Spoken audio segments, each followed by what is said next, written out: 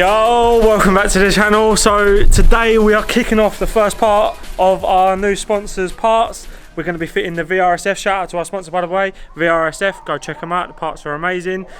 First thing we're going to be fitting today is the Cat Downpipes that they sent us. Here they are, lovely jubbly. There's a car. There's a bit of funny business going on up here because I haven't got my proper jack with me, so we're having to use ramps and all sorts. But don't worry about that, we'll leave them details out. But you can do this on your drive, well I think you can, so we'll see how we get on. But we have the VRSF. I've opened the box upside down. I quickly opened it to make sure everything was in there. This is the VRSF, I'll put it that way. VRSF Cat Downpipes. These are the 3-inch Cat Downpipes.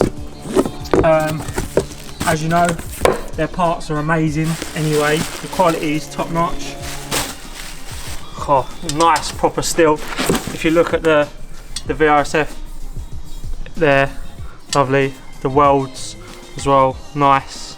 Crystal clear welds, nice and smooth, everything's smooth, even all like inside, all there, no bits left, all the bungs and that for the sensors, all lovely. Nice bit of weight to it. It's brushed look, obviously I didn't get the polished one, but I love this. This is such a lovely touch on it, and it, yes, this is lovely. Big shouts out to VRSF. The weld there is lovely. So obviously guys, obviously you can't go cheap with the Cat Downpipes, as I have learned and Dan and Dylan have learned.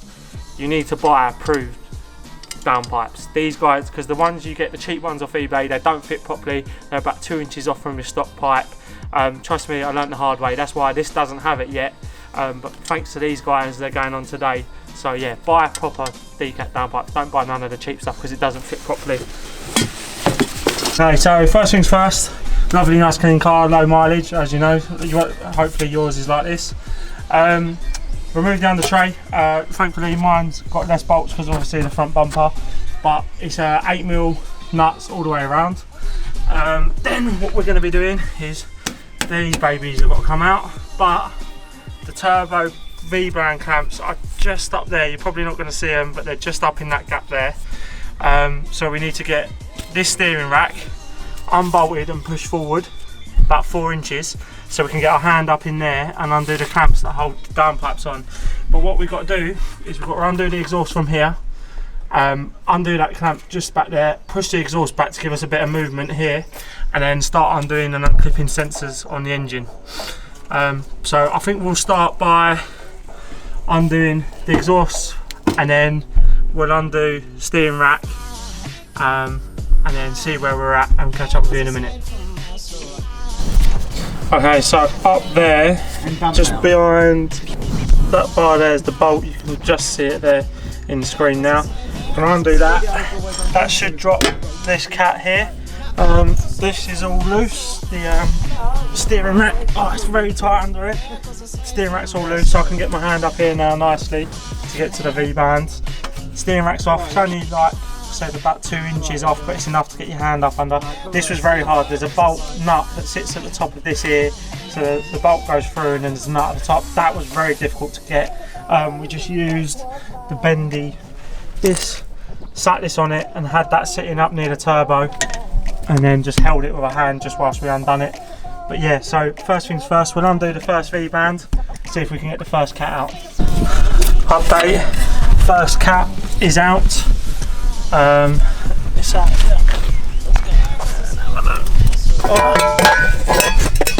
So first one's out. Lovely jubbly, nice work. You have to take out the top O2 sensor near the turbo. We managed to get it from the top. I put a spanner on it from underneath, and then we managed to get it from the top. He just reached down and undone it. As soon as that come undone, it just dropped straight out. So yeah, one down, one to go. So I just want to show you, just look at the size difference in the pipe. Obviously this is all the way through one size, consistent. Obviously this drops down, there's actually a noggin that goes up in here to miss the bar. Obviously very restrictive here anyway, but obviously just look at the size difference as you follow it all the way down. It's just so much bigger and just should help the turbos breathe a lot better. And just like I said, the quality, and I love this finishing touch here. I absolutely love this, to be fair with you. Okay, small update. It's been about 45 minutes trying to get the downpipe back on. Now, a lot of the videos on this pipe, because I was checking it, I know how to do it roughly, I was checking it, and what you don't realise is, on the a lot of the Americans fit this pipe. So the thing is with them, their steering rack, the bar from the steering column is actually on the left hand side. So on the English and Europe cars, which drive on the right, the steering rack bar is in the way. So that's the biggest downfall, is like you can't get your hand up. You can get it through one side, but you can't feel the top side and the right side, like the driver's side of the turbo, to make sure it's seated properly. That's the hardest bit. It's been about 45 minutes. I'm just taking 15 minutes break now. I find that if you get stressed and you get agitated, it does go on, it fits, but it's just very fiddly. So I'll give myself 10 minutes, cool down, give it a go in 10 minutes, see where we're at. Okay, so they're in, they're nice and tight, they're all bolted up, as you can see. We did run into a little bit of an issue. Obviously, this is the steering rack here that runs up to the turbo. So I'm going to try and get you an angle now where you can see. So just in, if it focuses, there is the turbo and the pipe. I can't get the camera up, I don't think. Oh, here. So there's the sensor, just clears.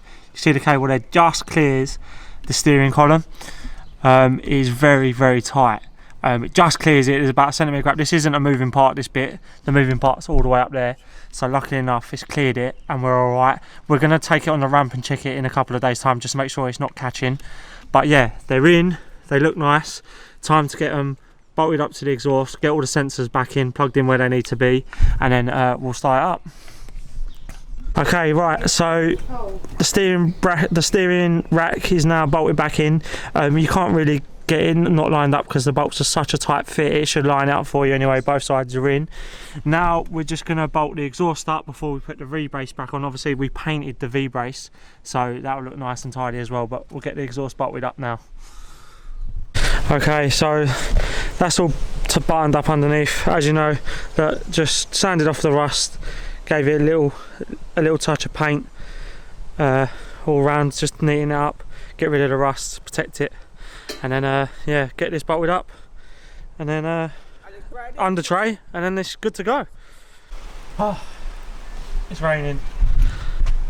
We've managed to get the under tray on, the bracket for the exhaust, everything's done. All we need to do is get the cowl filters back in, drop it down, put the engine cover on, take it for a drive and see how it sounds. But yeah, we're going to wait for it to die off a little bit. We've got some blue skies coming, so fingers crossed. We're alright. Oh, it's done, it's on the ground, it's started. I didn't show you cold start because I'm actually going to delete the cold start because I find it quite annoying. I just naturally let your car warm up naturally, but this is how it sounds.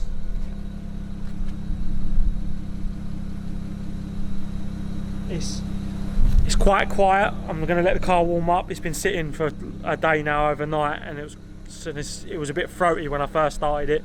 So we're going to let it warm up. I'm so happy. I might not see it, but finally it's done. Huge shout out to Dan for coming to give me a hand. It wouldn't have got done without him. He's got magic hands. He said he was here like an hour and a half, got them both bolted up for me. It was very, very tight, very, very tight, but like I said, it sounds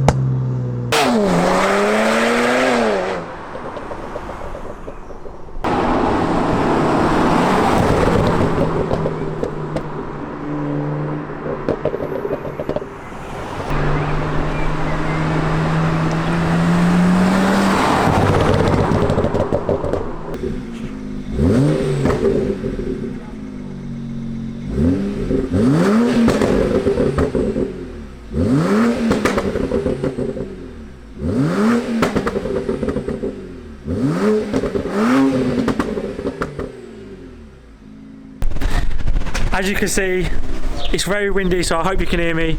The smile on my face says it all. I am absolutely, I hope the mic picked it up for you. It sounds absolutely insane. I am so chuffed. It was well worth getting these installed. It was hard graft, I fully admit that. The steering column was right in the way. It was proved quite difficult, but obviously Dan come down and saved the day, as he always does. He always manages to save the day. Thanks to him, thanks to everyone else who helped as well. But a huge shout out to VRSF for sending those downpipes over to be installed. They have transformed the sound and the performance of my car so much. Like the responsiveness to the engine and the turbos is just perfect. Like the attention to detail, the fitment was perfect, the attention to detail, the welds were perfect. Like even just little things like down to the bolts provided, just spot on. They're just the right length, they're not too long, they're not too short, and like it's just absolutely spot on. So thank you very much for sending those. Highly recommend them, guys. I'll put a link down in the description to their website. It's definitely worth. If you've got an N54, N55, or any BMW, their parts, they're like BMW specialists, guaranteed. Like all their parts are just top notch, and they're highly sought after. So guys, I'll catch you in the next video. I've got some more stuff from VRSF to be fitted. I'm not too sure what we're going to be fitting, but please hit that subscribe button. Kilbster out.